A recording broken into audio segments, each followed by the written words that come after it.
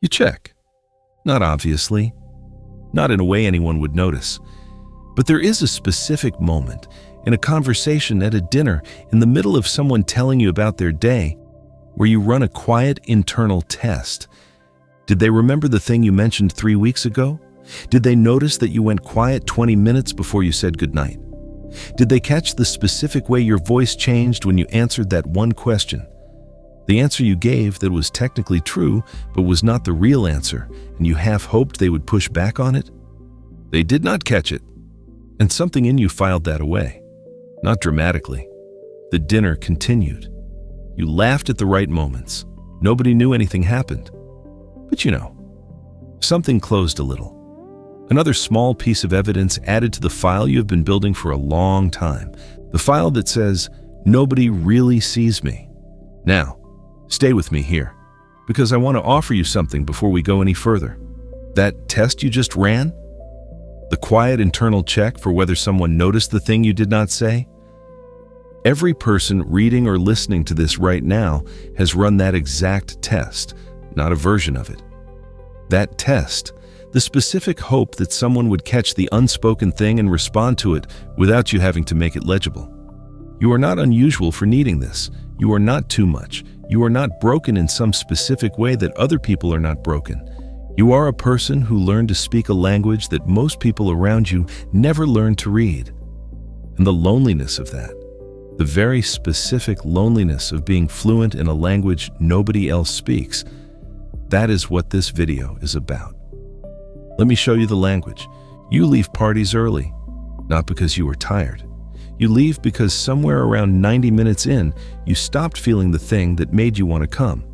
The possibility that someone might actually be curious about you.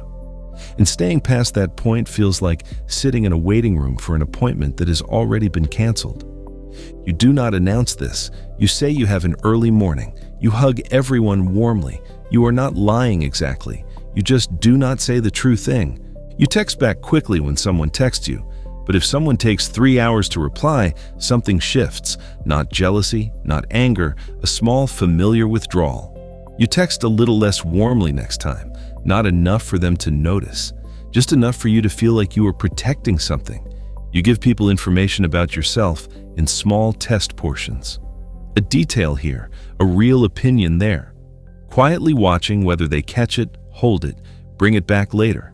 Whether they did their homework on who you are. Most people do not do their homework, and you have never once handed them the syllabus. Here is what is actually fascinating about all of this. And I mean fascinating, not in the way people say fascinating when they mean tragic, but actually genuinely fascinating. Because what you have built is one of the most sophisticated emotional systems a person can build. You have developed a form of radical attentiveness, an almost preternatural ability to read a room, track the emotional temperature of a relationship, detect the millimeter shifts in how someone feels about you before they have consciously registered those shifts themselves.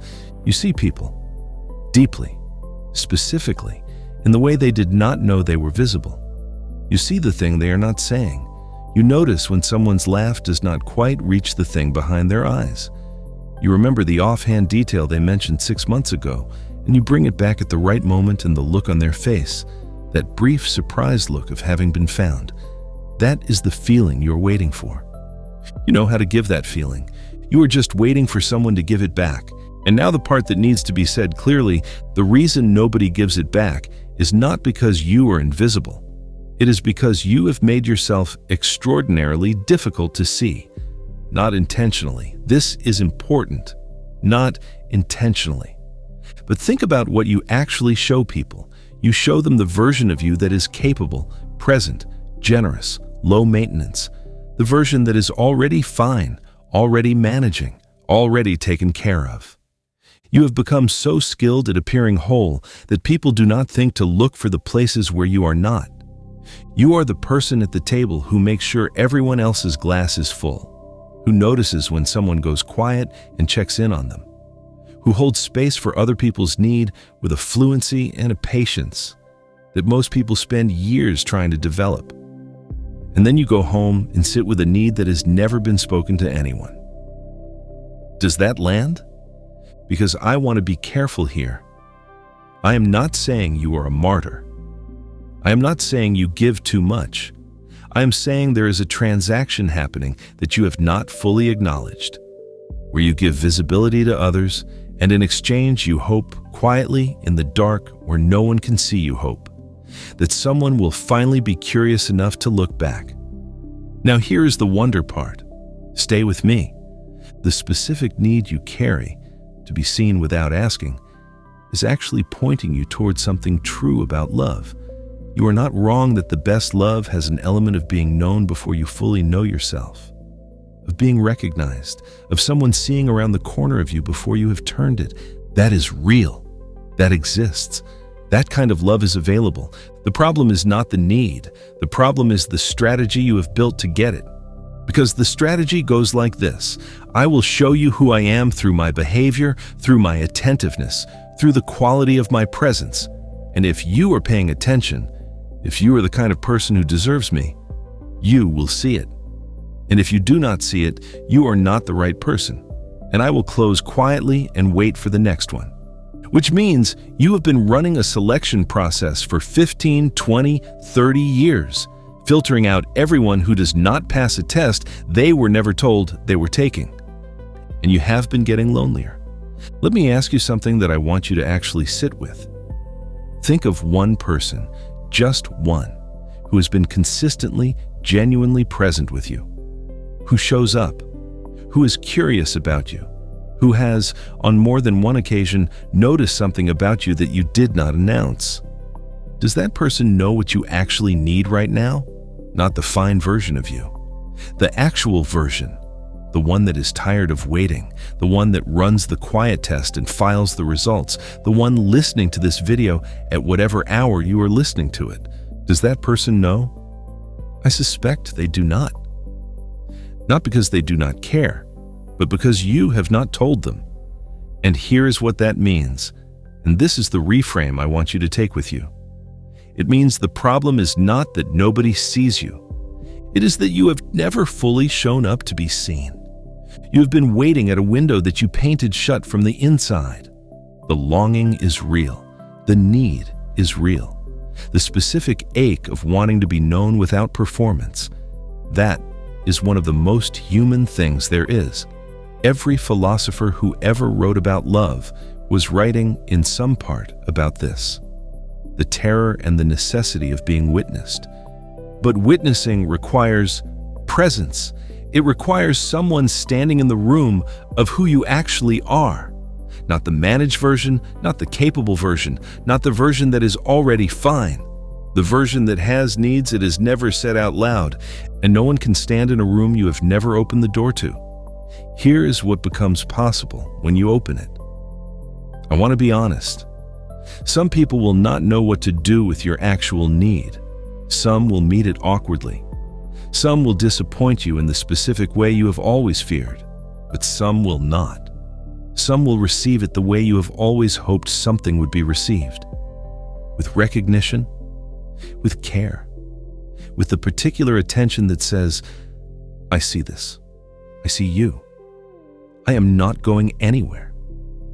And you will not know which is which until you risk the asking. The person who finally sees you is not a stranger waiting somewhere in the future who is simply built differently from everyone you have met. They are someone who is already near you, who has shown up more than once without being asked, who has noticed small things about you that you did not announce. And they are waiting, the way you have been waiting, for you to trust them with the thing underneath the thing you have been showing them. Not the fine version, the real one. That is the seeing you have been waiting for. And it begins the moment you decide that your need is worth saying out loud. Not because it guarantees you will be caught, because you are finally done waiting to be found. You have been findable all along. If something in this video caught you, if you recognized yourself in the quiet test, in the leaving early, in the warmth you withdraw just slightly when someone misses the thing you didn't say, there is more where this came from. This channel exists for one reason: to give you the precise language for the experiences you have been carrying without words. Because the moment you can name what is happening inside you, it loses some of its power over you. Not all of it, but enough to start. New videos every Tuesday and Thursday. If you want to go deeper, there is a link below where you can receive 1 email a week. Nothing else, no noise, just the next thing worth naming. And if this video reached someone you know, someone who runs the quiet test, someone who is still waiting to be found, send it to them. Sometimes the most precise thing you can do for someone you love is hand them the language they have been looking for.